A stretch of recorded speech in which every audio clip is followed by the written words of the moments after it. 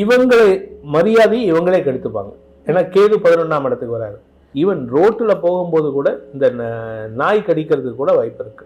நிறுத்தி நிதானமாக செயல்படக்கூடியவர்கள் இப்போ இன்னும் ஃபாஸ்ட்டாக செயல்படுவாங்க. வியாபாரம் செழிக்கக்கூடிய வாய்ப்பு இருக்கு. வியாபாரத்தில் புதிய முயற்சிகள் வெற்றியை தரும். ஸோ உங்களுடைய நீண்ட நாள் ஆசைகளை பூர்த்தி செய்யக்கூடிய வாய்ப்பும் இருக்கு. அனாவசியமான மன வேறுபாடுகள் வரும். இந்த விஷ ஜந்துக்களால் பாதிப்புகள் வரத்துக்கு வாய்ப்பு இருக்கு.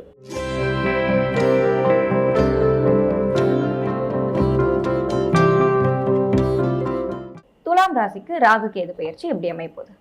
துலாம் ராசியை பொறுத்த வரைக்கும் ராகு 5ஆம் இடத்துக்கு வராரு, கேது 11ஆம் இடத்துக்கு வராரு. இதில் சனி 6ஆம் இடத்துக்கு போறாரு, குரு 8ஆம் இடத்துலேருந்து 9ஆம் இடத்துக்கு போறாரு. இதுவும் ஒரு விசேஷமான அமைப்பு. ஏன்னா 9ஆம் இடத்துலேருந்து குரு ராசியை பார்க்குறாரு. உடம்புல ஒரு புத்துணர்ச்சி ஏற்படும். இது நாள் வரைக்கும் ஒரு சோம்பல் தன்மையோடு இருப்பாங்க. இனிமேல் அந்த அவங்ககிட்ட இவங்களோட சுறுசுறுப்புக்கு ஈடு இருக்காது. துலாம் ராசிக்காரங்க அவங்க ஏற்கனவே நிறுத்தி நிதானமாக செயல்படக்கூடியவர்கள் இப்போ இன்னும் ஃபாஸ்ட்டாக செயல்படுவாங்க. அண்டு ராகு 5ஆம் இடத்துக்கு வராது, 70% கொடுக்குறாருன்னு சொன்னேன். ராகுவினால் என்ன பலன் அப்படின்னு கேட்டால், இந்த துலாம் ராசியில் பிறந்த திருமணமான தம்பதிகளுக்கு வம்ச விருத்தி ஏற்படும். ராகு 5ஆம் இடத்துக்கு போறாரு, குரு பார்வை கிடைக்கும். அதனால வம்ச விருத்தி ஏற்படுறதுக்கு வாய்ப்புகள்லாம் 90% இருக்கு. கிட்டத்தட்ட ஒரு 6 வருஷமா 8 வருஷமா குழந்தை பாக்கியம் இல்லாம அவங்க எவ்வளவோ டெஸ்ட் எடுத்துட்டு கஷ்டப்படுறவங்களுக்குலாம் இப்போ அதுக்கு சாதகமான நேரம். இந்த காலகட்டத்தில் வியாபாரத்தில் இருக்கிறவங்க, அதுவும் ஃபாரின் ட்ரேட் பண்றவங்க, இல்லாட்டி வித்தியாசமான பொருட்கள், இல்லாட்டி வேற்று மதத்தினரோட, இப்போ ஜப்பானுக்கு நான் எக்ஸ்போர்ட் இம்போர்ட் பண்றேன், இல்லை சவுதிக்கு நான் ப்ராடக்ட்ஸ் அனுப்புறேன், இந்த மாதிரி இதெல்லாம் வேற்று மதத்தினர், அந்த மாதிரி தொழில் பண்றவங்களுக்கெல்லாம் இந்த காலகட்டம் அமோகமா இருக்கக்கூடிய வகையில் இருக்கு. வியாபாரம் செழிக்கக்கூடிய வாய்ப்பு இருக்கு. வியாபாரத்துல புதிய முயற்சிகள் வெற்றியை தரும். எலக்ட்ரானிக்ஸ் பிஸ்னஸ் பண்றவங்க, எலக்ட்ரானிக்ஸ்ல இப்போ லேட்டஸ்ட் ட்ரெண்ட் எல்லாம் இருக்கு, அதெல்லாம் பிஸ்னஸ் பண்றவங்களுக்கெல்லாம் இப்பொழுது அமோகமான காலகட்டம். துலாம் ராசியில இருக்கிறவங்களுக்கு கேது 11ஆம் இடத்துக்கு வராரு. அதனால ரிட்டையர் ஆனவங்களுக்கு 60 வயசு 50 வயசுக்கு மேல தாண்டினவங்களுக்கு அந்த ஏரியாவில் இருக்கக்கூடிய சமூக ஆர்வலர்கள் இவங்களுடைய அறிவுரையை கேட்டு நடப்பாங்க. ஸோ இவங்களுக்கு அந்த சோஷியல் ரெஸ்பான்சிபிலிட்டி ஜாஸ்தி ஆகும். அதே மாதிரி குலதெய்வ வழிபாடு செய்யறதுக்கு வாய்ப்பு இருக்கு. முன்னோர்கள் வாழ்ந்த இடங்களுக்கெல்லாம் போயிட்டு வருவாங்க.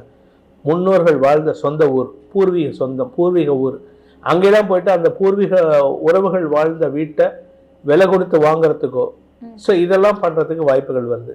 ஸோ குடும்பம் சார்ந்த விஷயங்கள், இன்ஃபேக்ட் குடும்பத்தை விட வம்சம் சார்ந்த விஷயங்கள்ல இவங்களுடைய ஈடுபாடு ஜாஸ்தி இருக்கு. அதே சமயம் குலதெய்வ வழிபாடு விசேஷ பலன்களை ஏற்படுத்தும். இந்த பரிகாரத்தையும் நான் சேர்த்து சொல்லிட்டேன். இதனால என்ன ஒரு பலன் அப்படின்னு கேட்டா, இவங்க சார் எனக்கு ஒரு 55 வயசு ஆகுது, 60 வயசு ஆகுது, நான் ரிட்டையர் ஆகிட்டேன் சார், 68 வயசு ஆகிடுது சார், இந்த சமயத்தில் எதையாவது படிக்கணும்னு ஆசை வரும். ஏன்னா ராகு 5ஆம் இடத்துலையும் கேது 11ஆம் இடத்துலையும் இருக்கிறதுனால அஸ்ட்ராலஜி படிக்கிறதுக்கு, இல்லாட்டி சித்தா, ஆயுர்வேதா, ஹோமியோபதி, இந்த மாதிரி மெடிசன் ஷார்ட் டேர்ம் கோர்ஸ் ஏதாவது இருந்ததுன்னா அதில் போய் ஜாயின் பண்ணுறதுக்கு வாய்ப்பு இருக்கு. ஸோ உங்களுடைய நீண்ட நாள் ஆசைகளை பூர்த்தி செய்யக்கூடிய வாய்ப்பும் இருக்கு. இதில் இன்னொரு நல்ல விஷயம் என்ன அப்படின்னு கேட்டால், இந்த எம்ஃபில் படிச்சிருக்கேன் சார், பிஹெச்டி முடிக்க முடியல, அதில் ஏதாவது தடை இருக்கு அப்படின்னா இப்போ பிஹெச்டி முடிக்கிறதுக்கு வாய்ப்பு இருக்கு. ஸோ ரிசர்ச் செய்யக்கூடிய நேரம், ரிசர்ச்சில் நல்ல பேர் வாங்குறதுக்கு உண்டான நேரம். உங்களுடைய கௌரவம் மட்டும் இல்லாமல் குடும்ப கௌரவத்தையும் காப்பாற்றக்கூடிய காலகட்டம் ஆரம்பம். ஸோ யாருக்கிட்ட ஜாகிரதையாக இருக்கணும்னா, உடன்பிறப்புகளிடம் அனாவசியமான மன வேறுபாடுகள் வரும். அதே மாதிரி இந்த துலாம் ராசிக்காரங்க இந்த புதர் சார்ந்த இடங்கள், அதாவது அபண்டன்ட் பிளேசஸ்ன்னு சொல்லுவாங்க. ஒரு வீடு இருக்கும், அது 10-15 வருஷமா 20 வருஷமா பூட்டியே கிடக்கும்.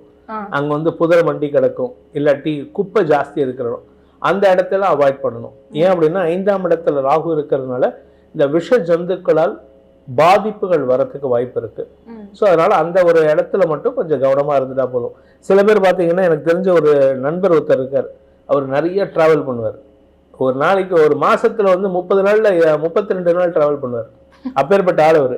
அவர் பார்த்தீங்கன்னா அவர் வந்து போகிறது எல்லாமே வந்து பாழடைஞ்ச கோயிலை தேடி போவார், இல்லாட்டி அரண்மனை ஏதாவது பாழடைஞ்சதுன்னா அதுக்குள்ளே போவார். இந்த செஞ்சி ஃபோர்ட் இந்த மாதிரி அந்த பேர் என்ன ஈசிஆரில் ஒரு ஃபோர்ட் இருக்குது, அந்த மாதிரி இடத்துக்கெல்லாம் ஃபோர்ட்டுக்கெல்லாம் போயிட்டு பார்த்துட்டு வருவார். அந்த மாதிரி இடத்துக்கு போகும்போது அங்கே தான் வந்து கொஞ்சம் ரிஸ்க் இருக்கும். ஏன்னா சில பேர் வந்து அதுவும் பாழடைஞ்ச கோட்டையாக இருந்ததுன்னா அந்த இடத்துல வந்து சுறாபானம் சாப்பிடக்கூடிய நபர்கள்லாம் இருப்பாங்க. அவங்களுக்கு காசு போடணுன்ட்டு இந்த மாதிரி கத்தி காமிச்சு மிரட்டுறது, அடிக்கிறது இதெல்லாம் நடக்கும். ஸோ தனிமையான இடங்களுக்கு போவதை தவிர்ப்பது நல்லது. அதே மாதிரி விஷ ஜந்துக்கள் வாழக்கூடிய இடங்கள்ல கவனமாக இருக்கணும். ஈவன் ரோட்டில் போகும்போது கூட இந்த நாய் கடிக்கிறதுக்கு கூட வாய்ப்பு இருக்கு. ஸோ அதெல்லாம் மட்டும் கொஞ்சம் கவனமாக இருந்துட்டாங்கன்னா மற்றபடி இவங்களுக்கு ப்ரொஃபஷனல் லைஃப்ல நல்ல வளர்ச்சி இருக்கும், மரியாதை இருக்கும், வேலை விஷயத்துல பிரச்சனை இருக்காது. ஓரளவுக்கு நல்லதாவே சொல்லிட்டீங்க உங்களுக்கு. ஆனா எதிர்வினைகள் ஏதாவது இருக்கா? கண்டிப்பா இருக்கும். எதிர்வினைகள்லாம் அதான் சொன்னேன், இந்த ராகு 5ஆம் இடத்துக்கு வர்றதுனால உடன்பிறப்புகளுடன் மனஸ்தாபம் ஏற்படும், அனாவசியமான ஆர்கியூமெண்ட்ஸ் வரும்.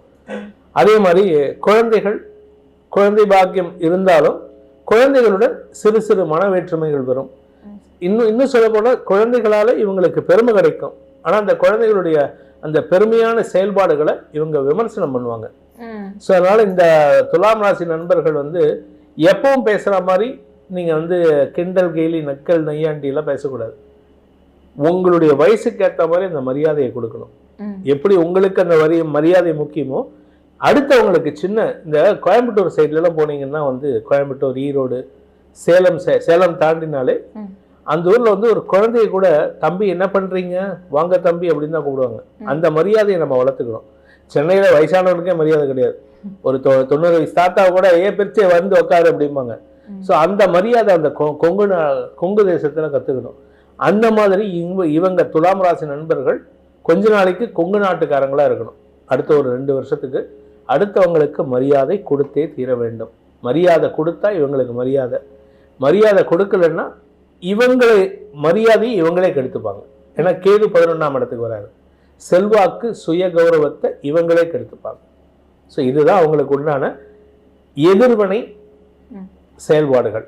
அதை மட்டும் ஹேண்டில் பண்ணிட்டாங்கன்னா இவங்களுடைய ராசிக்கு, ரிஷப ராசிக்கு இல்லை விருச்சிக ராசிக்கு இல்லை மிதுன ராசிக்கு உண்டான ஈக்குவலண்டான பலன் கிடைக்கக்கூடிய வாய்ப்புகளும் இருக்கு. இவங்களுக்கு அப்படியே அமையுது. சரி, ஆனா இவங்க வாயால கெடுவாங்க. துலாம் ராசிக்காரர்களுக்கு இப்போ புரிஞ்சிருக்கும், வாயை அடக்கி வைக்கிறது அவங்களுக்கு ரொம்ப நல்லது. ஆமா.